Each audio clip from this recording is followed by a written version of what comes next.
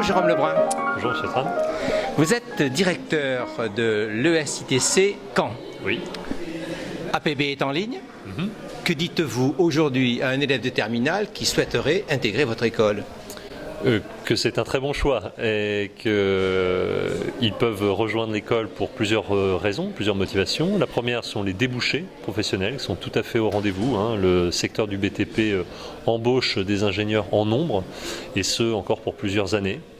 Donc c'est déjà le principal. Que deuxièmement, ils auront non seulement du débouché mais dans des métiers passionnants, qu'il y a une diversité de métiers très très grande à la sortie de l'école. Donc le choix de l'orientation se fera tout au long des 5 ans de leurs études au sein de l'établissement. Donc d'être assuré aussi quant au choix du métier, la profession saura les accueillir. Que également ils feront des études passionnantes où ils auront des stages, où ils auront beaucoup de projets, des mises en situation, où ils seront immergés dans le BTP très tôt, mais une grande diversité aussi dans les études et quelque chose de très vivant, centré sur l'humain et sur le mode projet. Et puis également que le campus Canet saura les accueillir, que vraiment il y a des facilités ici de logement, des facilités de restauration. Nous faisons partie du campus de Caen, donc la vie est facile à Caen, il est facile d'y trouver un logement. Qu'il y a également un accompagnement financier qui est au rendez-vous avec de nombreux élèves boursiers d'État et boursiers de l'école. Voilà, donc toutes les conditions sont réunies pour qu'ils puissent avoir une scolarité épanouie. C'est vraiment aujourd'hui, je crois, le bon choix que de rejoindre le BTP pour toutes les raisons que j'ai pu évoquer. Bonjour Diane. Bonjour. Vous êtes étudiante en première année de l'ESITC Caen. Oui. Vous êtes arrivée donc il y a quelques mois dans cette école. Et vous avez passé quel bac ? J'ai passé un bac S, option SVT. Je suis allée dans une école d'ingé, dans le BTP. Et pourquoi venir dans une école d'ingénieur dans le BTP ? Parce que le BTP, c'est ce qui m'intéressait. En fait, je pensais faire du BTP ou de l'architecture, et puis j'ai finalement pris comme option le BTP, et je me suis intéressée à cette école en particulier. Et cette idée-là de faire du bâtiment ou de l'architecture, depuis quand vous l'avez en tête ? Ça vient quand on est assez jeune, en fait. Ouais. On voit des maisons, on se dit « Ah tiens, j'aimerais bien créer une maison ». On voit un pont, on se dit « Mais comment ça tient ?» Alors maintenant, vous êtes dans cette école. Est-ce que vous avez l'impression que vous saurez comment on fait un pont et comment on fait une maison ? Bah oui, je pense que dans mon cursus ingénieur, je vais le savoir, mais là, je suis plutôt dans un cursus préparatoire à l'école. Du coup, je suis plus avec des matières scientifiques actuellement. Alors vous faites quoi comme matière ? Là, on a des mathématiques, de la mécanique, mais on a également des matières qui sont initiées au bâtiment, comme du bâtiment, des matières qui sont initiées vers le gros œuvre, dans le dessin technique.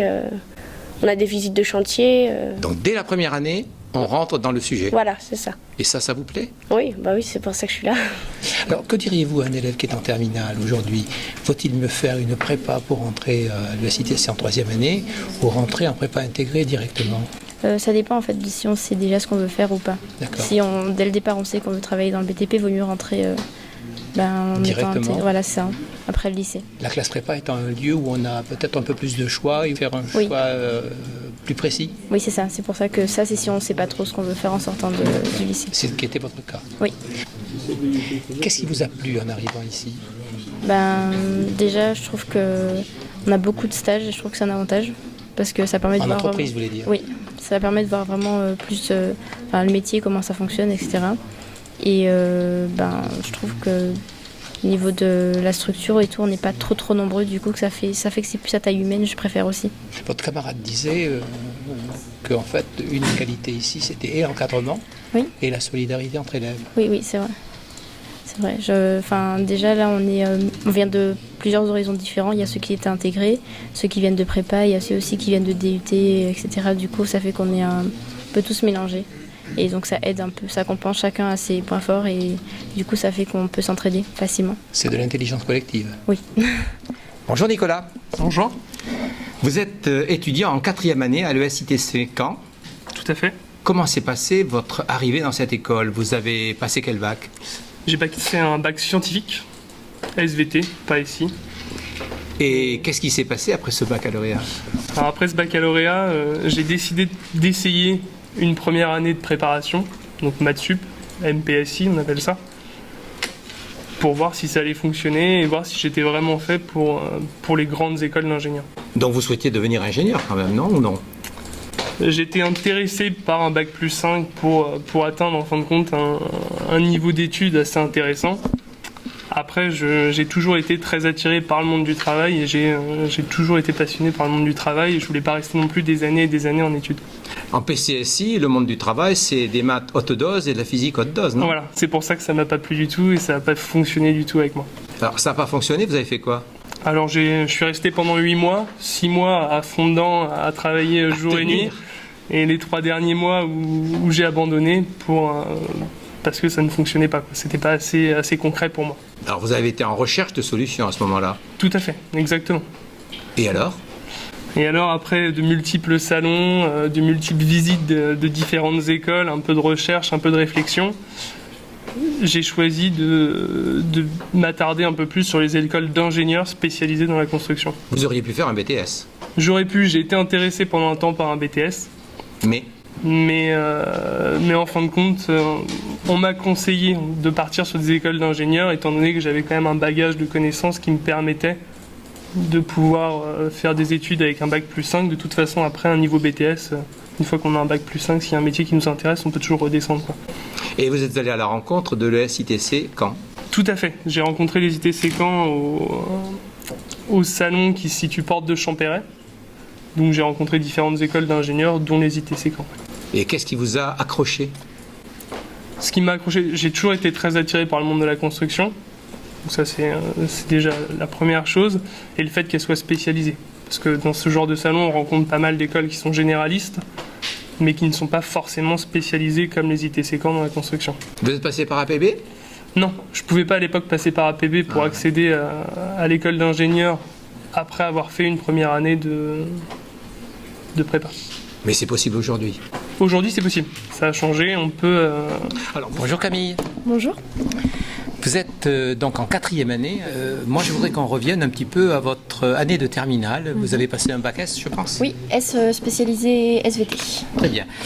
Et comment ça s'est passé donc après ce bac ou avant ce bac, lorsqu'il s'est agi de préparer votre orientation? Donc je ne savais pas exactement ce que je voulais faire. J'hésitais un peu entre... je voulais construire des choses, mais l'architecture me semblait un peu trop vague, un peu trop axée sur l'urbanisme. Donc je me suis renseignée et donc j'ai fait les portes ouvertes de l'école. Vous vouliez construire? Construire quoi? Je construisais des maisons, que ce soit avec des jouets ou sur des logiciels. Enfin, je m'amusais vraiment. Et en terminale, c'est revenu? Oui, et c'est revenu en terminale où je ne savais pas ce que je voulais faire à part que je voulais construire. Alors, vous êtes allé voir des écoles, vous êtes renseigné ou c'est vos parents qui l'ont fait? C'est plutôt mes parents qui l'ont fait. Ah bon? Mais je suis venue donc aux portes ouvertes et ça m'a plu tout de suite. C'est l'ambiance, vraiment rencontrer des élèves, voir leur expérience, voir aussi les professeurs, voir les programmes. Vous êtes ici depuis 4 ans. Moi, je voudrais que vous me donniez 2 mots importants qui pourraient caractériser les études que vous faites dans cette école. Je dirais encadré, parce qu'on est quand même suivi, que ce soit au niveau des professeurs ou des accompagnants pédagogiques. On n'est pas lâché entre guillemets dans la nature comme on pourrait l'être en faculté. Et puis en deuxième mot, je dirais la solidarité. Alors solidarité, vous parlez là de la solidarité entre étudiants? Entre élèves, parce qu'on travaille beaucoup en groupe. Étant donné qu'il n'y a pas de concours, à partir du moment où on est rentré dans l'école, il n'y a pas de compétition. Et on sait que tout le monde sortira ingénieur s'il y arrive. Voilà. Donc le but c'est d'aider aussi les autres élèves et on n'est pas là pour se mettre des bâtons dans les roues. Et être en compétition. Voilà. Mais alors comment on fait pour s'aider entre élèves? On travaille beaucoup en groupe. Donc l'avantage c'est que les personnes qui sont aidées comprennent le cours par quelqu'un qui l'a compris et qui explique avec ses propres mots. Donc un étudiant qui explique à un autre étudiant. Voilà. Apprentissage par les pairs. Voilà. Exactement. Et la personne qui explique peut reformuler son cours et le comprend d'autant mieux qu'il l'explique à... Donc à la limite, on pourrait même se passer des professeurs alors. Presque. Presque. Donc, non, c'est pas vrai. Les enseignants vous incitent à ce type de pratique? Beaucoup. De par les projets, on a énormément de projets. Donc on travaille en groupe, mais pas forcément avec ses amis. Et oui, on se met dans la réalité de l'entreprise. Dans la réalité du travail. D'accord. Alors, vous sortez de prépa, au bout de 8 mois, on ne rentre pas à l'ESITC directement. Vous avez fait quoi pendant ces quelques mois qui vous ont séparés du concours? Alors, pendant ces quelques mois, moi, j'ai choisi Donc une fois que j'ai quitté ma prépa, j'ai choisi de me mettre un petit peu au travail pour pas rester à rien faire. Et après, pour accéder à l'école, j'ai dû passer un certain nombre de tests écrits, mais aussi des tests de motivation, des oraux de motivation. Alors, test écrit, c'était quoi? C'était des maths, de la physique? Alors, c'était un petit peu de maths, un peu de physique, mais réellement appliqué avec des problèmes de résistance des matériaux ou des problèmes de poutres et de poids ou des choses comme ça. C'est pas au programme du bac S option SVT quand même, si? Non, pas du tout. Mais avec un peu de raisonnement mathématique et un peu de réflexion, on arrive à s'en sortir sans problème. Et l'entretien?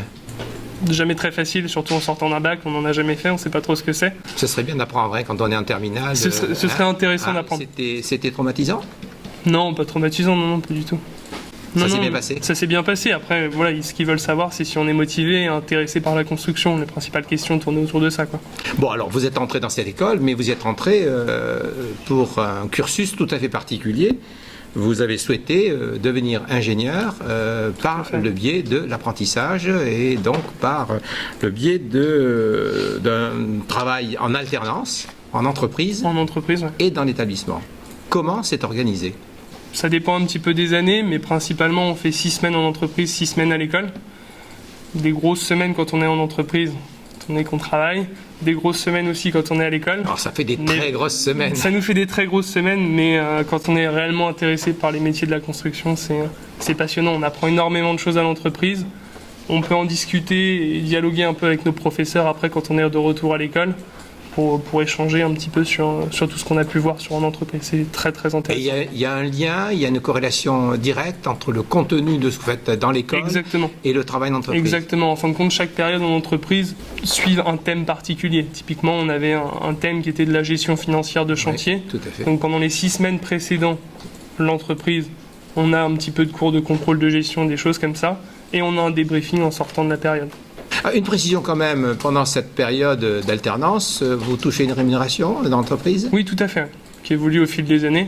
Minimum, ça tourne autour de 800 € la première année. On va dire qu'on tourne autour de 1000 € la deuxième. Et par contre, la troisième, on peut tourner au-dessus de 1200 €. Alors vous avez choisi une major des entreprises de bâtiment. Tout à fait. Ouais. Cette entreprise, c'est... Sogea Nord-Ouest, ouais. Du groupe Vinci. Donc c'est une des majors dans la Normandie. Du bâtiment. Et vous imaginez-vous travailler demain dans cette entreprise et y rester Exactement. C'est vraiment une entreprise qui est très intéressée par la formation des jeunes. Il y a énormément de jeunes conducteurs qui sont formés par les plus anciens. Donc c'est typiquement l'entreprise idéale pour démarrer. Alors, bonjour Clément. Bonjour. Vous êtes donc étudiant en 4e année à l'ESITC de Caen. Vous êtes rentré en 3e année, je crois, c'est ça? Oui, tout à fait. Bon, donc normalement, cette école, vous la faites en 5 ans. Tout à fait. 3e, 4e, il ne vous reste plus que cette année à terminer et l'année prochaine. Tout à fait. Et votre projet, c'est peut-être d'aller un peu plus loin. Tout à fait. Aujourd'hui, l'USTC me propose, dans un cadre justement d'ouverture, en fin de mon diplôme et à la fin de ma 5e année, d'aller postuler dans des écoles d'architecture pour justement acquérir ce diplôme d'architecte, mais sous un format en 2 ans, donc qui me ferait un bac plus 7 avec un double diplôme, un diplôme d'architecte et un diplôme d'ingénieur en poste. Alors pourquoi avoir ce double diplôme? Aujourd'hui, tout ce qui est, on constate notamment que la population a tendance à se diriger vers les villes. Donc aujourd'hui, les ingénieurs et les architectes ont toujours été très proches, mais cette dimension se retrouve, est d'autant plus vraie dans les villes très peuplées. Je prends par exemple Paris ou des villes comme Berlin. Aujourd'hui, un ingénieur ne peut plus travailler sans un architecte, et ça a toujours été le cas, mais aujourd'hui avec les plateformes numériques qui se développent, notamment ce qui est les plateformes BIM, dont j'imagine vous avez déjà parlé avec d'autres, permettent notamment aux architectes et aux ingénieurs de travailler sur une même plateforme, ce qui permettrait avec ce double diplôme en fait d'interagir seul sur cette plateforme et de pouvoir justement obtenir simplement des expertises, soit en architecture en fonction des spécificités du projet, ou soit en engineering, toujours suivant les spécificités du projet. Alors c'est un projet que vous avez, que vous allez réaliser en France ? Alors possiblement, aujourd'hui je postule quand même pour une 5e année, un semestre en 5e année en Erasmus, pour simplement une dimension internationale, donc avec la possibilité, je l'espère, de réaliser un stage dans le pays d'accueil. Vous pensez à quoi comme pays d'accueil ? Aujourd'hui, moi je me base sur le Danemark, qui propose notamment des cours sur la maison passive et la notion d'écologie qui me sont assez chères. Et je pense qu'aujourd'hui c'est complètement intrinsèque avec maison passive, c'est-à-dire une maison à énergie positive ? Tout à fait, c'est-à-dire qu'une maison qui en fait ne va créer aucune aucune déperdition ou très peu, voire même va pouvoir créer son autosuffisance en énergie et notamment en chaleur.